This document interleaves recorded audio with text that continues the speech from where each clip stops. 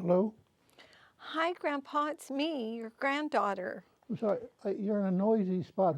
Who is this? This is your granddaughter. What's wrong?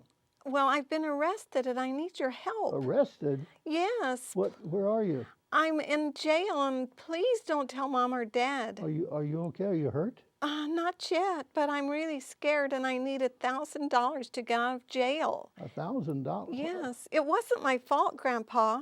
I I don't worry about that. well, I need I you. don't have $1,000 in my pocket. Well, What do I do?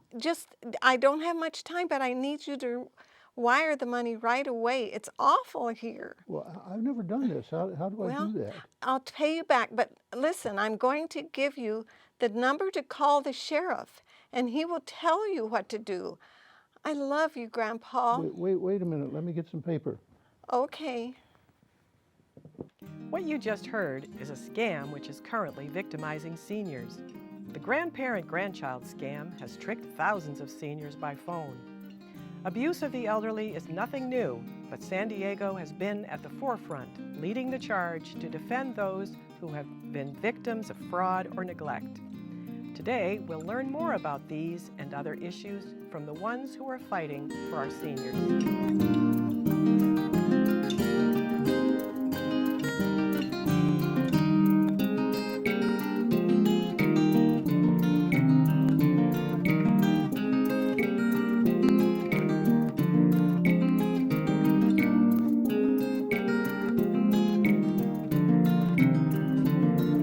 Hello, and welcome to PACE TV. We're going to talk to two members of the Elder Law and Advocacy group here in San Diego. Our guests are David Weil, Medicare Program Manager, and Jamie Levine, Director of Legal Services. So glad to have you both with us. Thanks for coming. Let's begin with you, Jamie, and tell us what Elder Law and Advocacy is. Okay. Well, thank you for having us on. I think it's great that we're going to be able to talk about our organization. Elder Law and Advocacy is a private nonprofit law firm.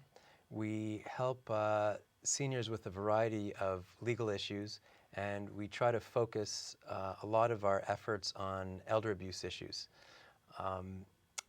Elder Law has three primary programs, one of which is the Legal Services Program. Legal Services provides free legal services to seniors in San Diego and Imperial counties. We deal with a very wide variety of legal issues. We see about 3,700 new clients a year. The second large program is the Health Insurance Counseling and Advocacy Program that David's going to talk about and which he runs. They help with Medicare and supplemental health insurance issues. And then we have one program that is called the Nursing Home Rights Enforcement Project that just sues nursing homes for rights abuses and neglect.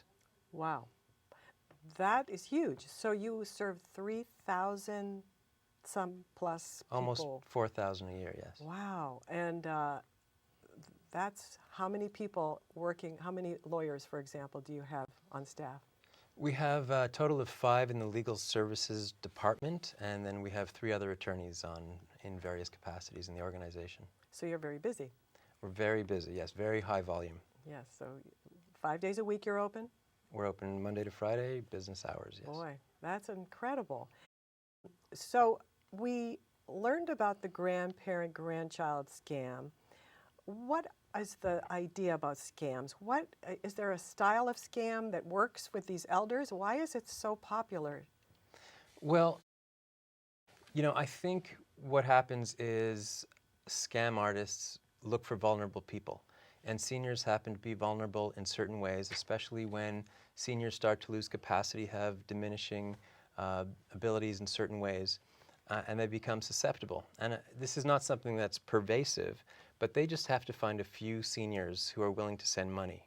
And so one of the things that is very common among scams is someone calls you for some reason out of the blue and asks you to send money. So for example, if you're talking about the lottery scam, they will call you and tell you you won $1 million or $10 million or whatever it is, and that you have to send X number of dollars to pay the taxes so that they can send you the money that you're owed.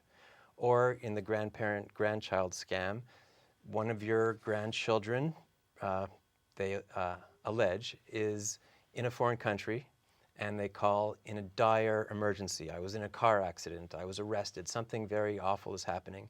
And they just say, Grandma or Grandpa, I need some money immediately. And without even volunteering any names, the grandparent very often says, oh my God, what can I do to help? And they do go and wire some money. And once someone is a mark, once they send that first $100, they will be milked until they finally are stopped. And very often it has to be a bank employee or someone else who stops them. But as I said, most people will, the same way you get a Nigeria or an email from Nigeria and everyone looks at it and goes, oh, no one would ever respond to that. Someone does. Someone responds to the lottery scam. Maybe it's 1 in 100, or maybe it's 1 in 50. But someone does, and then they will come back to that person over and over and over again. And they will send the money over and over and over. Over and over. I had one client who came to me because she had spent over $100,000 paying the taxes and the fees on all of her winnings. And she had come to me, not because she thought she was part of a scam, but because she was owed over $1 billion.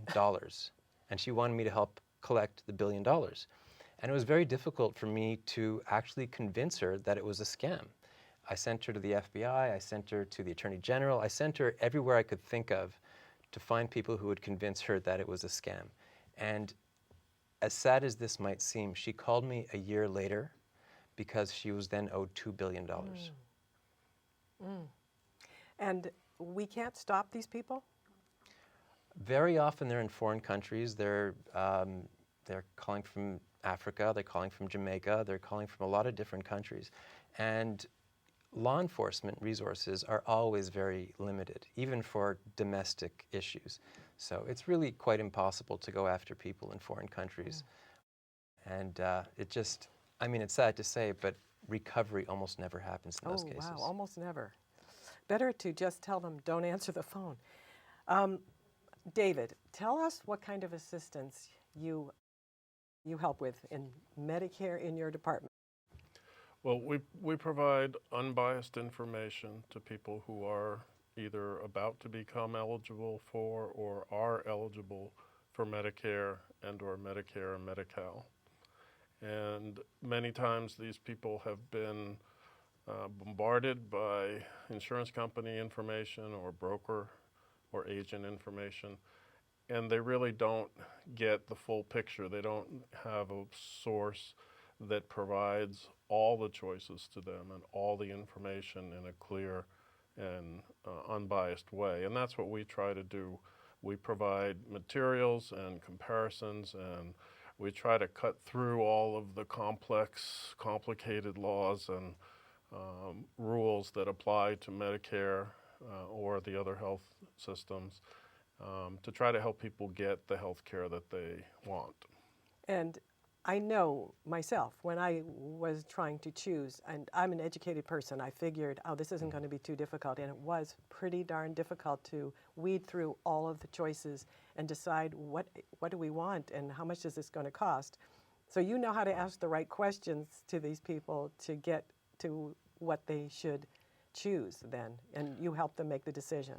Well, we don't make decisions for anybody, but we do lay out all the choices in a way that there's no pressure, there's no sell, we don't sell, promote, or You're recommend. not getting any money back for it, yeah. No. And so, our only interest is in providing information to people who are faced with all these complex choices that they have to make. Right. So and the implications of each choice can be, quite important in terms of someone's access to specific healthcare or doctors that they've been going to for 20 or 30 years.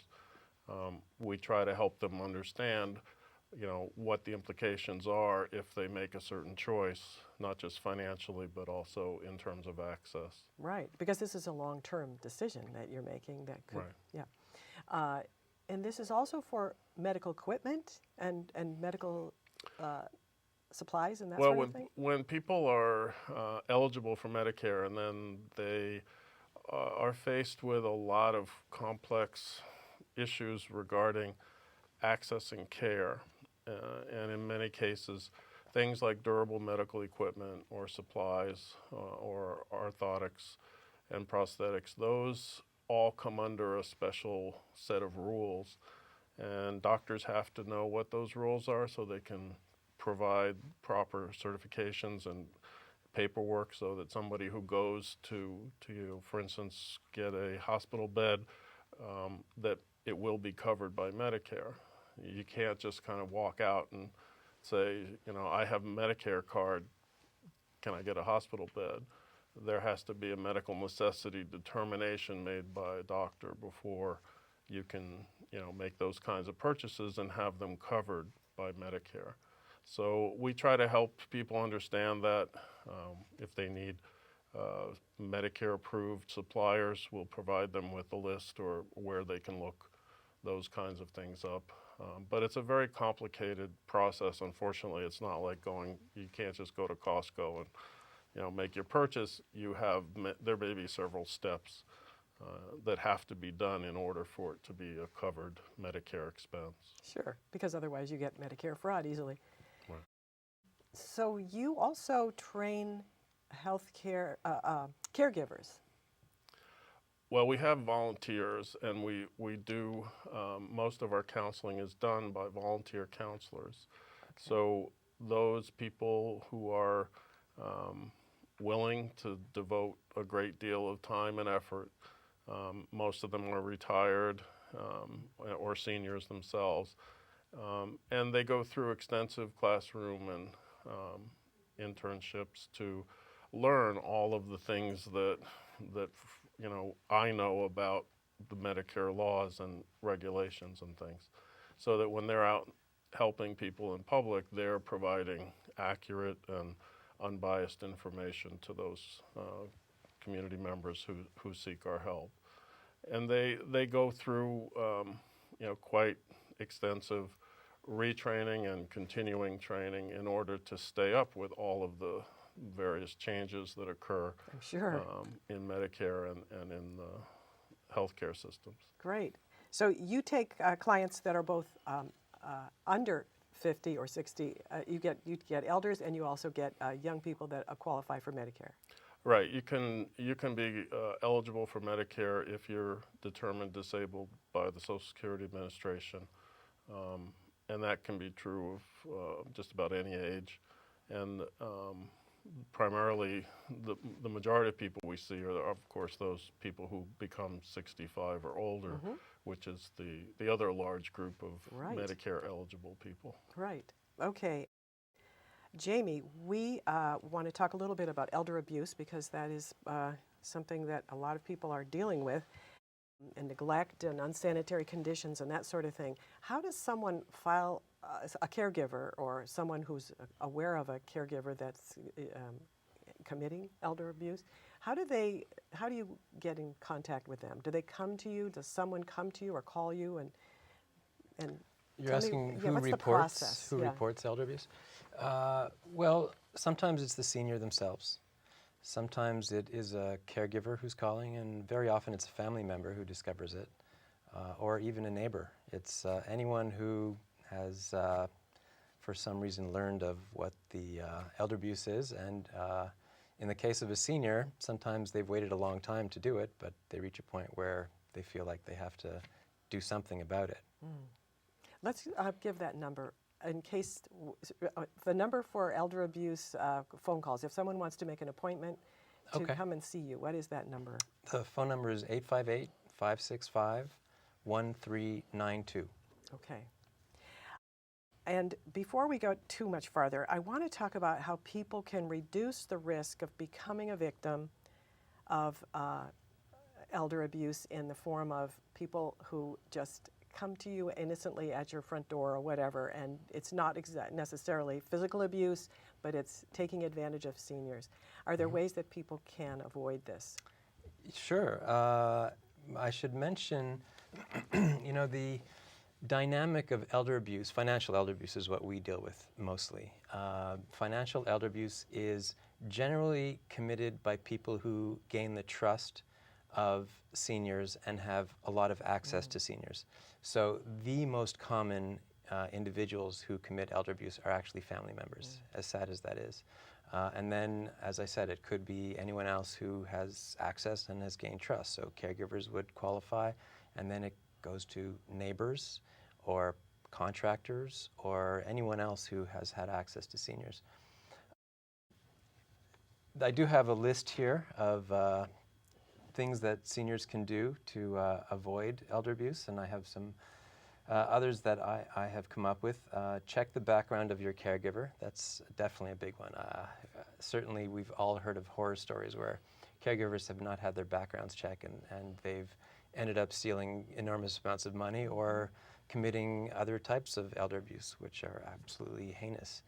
And it turns out that proper background checks were not done. Agencies generally do background checks. However, if you're talking about having someone who's going to be living with a senior, it's never a bad idea to do your own background check. Good. You can't know for sure what's been done prior. Okay. Take an inventory of jewelry and keep your valuables locked. That's always a good idea. Shred or dispose of sensitive information. A lot of caregivers start writing checks on the senior's checks and signing the senior's name. So it's very important to keep checks and other negotiable instruments away from access to caregivers and other people. Keep a lock on incoming and outgoing mail. I don't know how easy that is to do, but I think you can buy a lockable box. I have a slot. You can just slot, it comes right in and nobody can steal it. Yeah, that's pretty unique in San Diego. Do a credit check at least 3 times a year. There is a free credit check that's available to all Americans. It's at annualcreditreport.com. And if you go to that site, and if you want to do it 3 times a year, what you would have to do is choose each credit reporting agency once a year. So you could do it 3 times. Okay. Otherwise, you could do it once a year and basically just do all 3 at the same time. Good. But the the URL is annualcreditreport.com. Great. Use caller ID on your phone. That's a good idea too, but then again, it doesn't necessarily tell you if the person calling is going to be attempting to scam you. So it's a good idea to use your caller ID, but it's not fail-safe. This says, say no to lotteries. I would just make the rule, say no to anyone contacting you unsolicited and asking for money for any reason. It doesn't matter what it is. People don't call and ask for money unless, A, they're admitting that they're some type of organization that's looking for funding. But if they're telling you that you're going to get something, they shouldn't be asking you to send money first. That is a huge red flag. It could be a lottery. It could be, they could be selling magazines. Whatever it is, the Nigeria scam, if they're asking you to send money first, it's probably a scam. And what you should be doing is calling an organization like ours. We can do some research and make sure that it is something legitimate. Good. Have the bank send copy of monthly statement to family member or professional advisor. There are a lot of caveats with this one because, as I said, the most likely people to be committing financial elder abuse are family members and people who are close to you. So if you just randomly choose a family member and have your bank statements going to that person, you may not end up with the kind of results that you want. It's really important to ascertain who you can really trust, and that really is not always possible. We see a lot of cases where there's a lot of infighting among the children. The siblings end up being at each other's throats because of a long history of animosity. And when it gets to the point where mom or dad is losing capacity, sometimes one of them makes an attempt to secure some of those assets. And it's sometimes very hard to discern who's acting in the best interest of the senior. But we have, with the kind of experience we have, that's really where we're able to make some very good calls in terms of protecting seniors. That's comforting. Yeah. Check any handyman's license who works around the house. That's something we can help with too. The state of California has a board where they list every licensed contractor, and it's very easy to look that up. If you don't have access to the internet, again, you could come to us and we could verify that that person is licensed. The front door should have a peephole and a chain guard. That's a good idea. Don't let anyone enter the house without proof of identity. Yeah, that's good too. But as I said, the most common types of financial elder abuse that we see are trusted people who have access and are not going to be forcing open a door or something like that. The most common type of financial elder abuse we see are often family members or others who are bringing documents to be signed and just telling the senior not to worry about what's in them. Right. Sign here, I'm going to help you with whatever it is. Sure. And then they get an eviction notice a month later. Right. Well, good. Those are all good things. Now, Jamie, you mentioned that you can make a donation.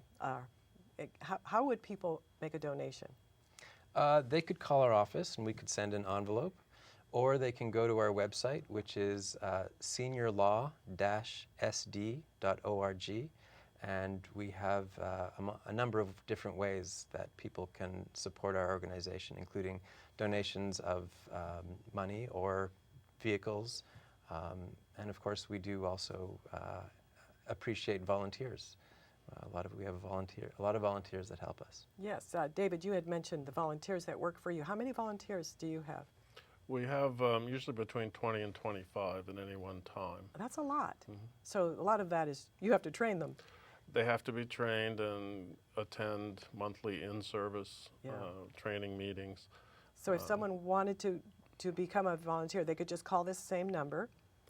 They can call the office number or the HICAP number, which is 858-565-8772, and request information about becoming a volunteer counselor. Great. And how many hours a week would that would they have to commit?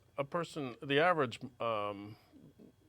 volunteer counselor probably puts in about 15 hours a month, and it may just depend. Some do more, some do less, but they usually go to at least 1 or 2 sites out in the community to perform counseling services each month. And it really can be, it's usually near their home or in their community where they live. And that's why we have so many sites throughout the county, so that the people seeking our help don't have to travel very far. Yeah, I'm not sure if you mentioned it, about how you have North County all the way up to Orange County? We have North County, South County. We have all the 5 geographical South areas Bay of the county covered. and East County. So do you travel to all of those areas? Our counselors perform counseling at various sites throughout each of those regions. Wow. So this is kind of a serious business that you're in, and for some people they find it quite depressing because you're dealing with a lot of negatives a lot. How do you keep a positive attitude? Well, I think one of the reasons that most of us get into this in the first place is because we have a desire to help people. In my case, it's really more of being able to take a very complex set of laws and rules and try to help people find their way through.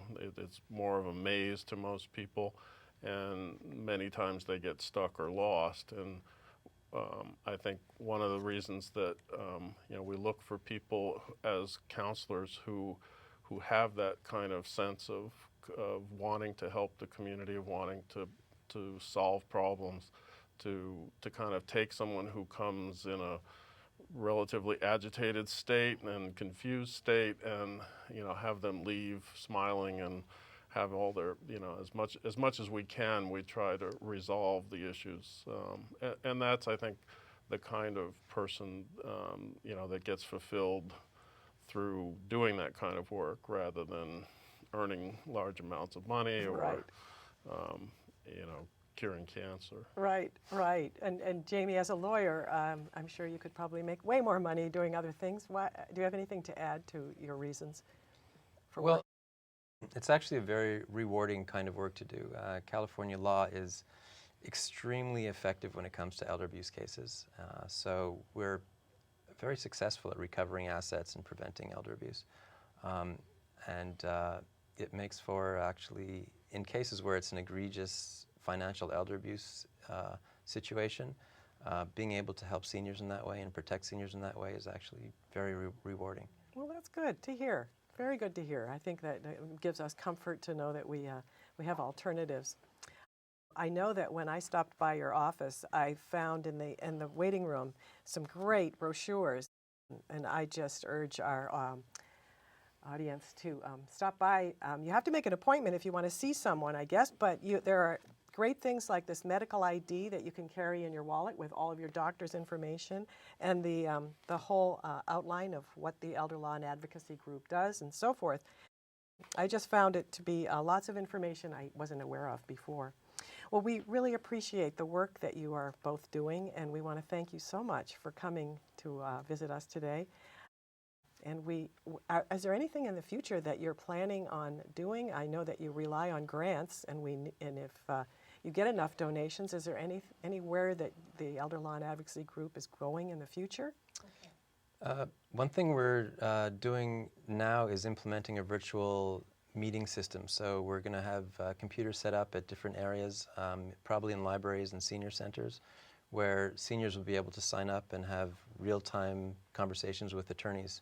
And we're hoping to recruit pro bono attorneys in private firms who will participate in that as well. Oh, that's excellent. Yeah. That's excellent. Getting up with technology. Well, great. I want to thank you both for coming today. Thank you. Thank you. Do you have questions about Medicare or long-term care insurance? Are you having difficulty affording prescription drugs on your current Medicare plan? Call Health Insurance Counseling and Advocacy today for free assistance. 1-800-434-0222.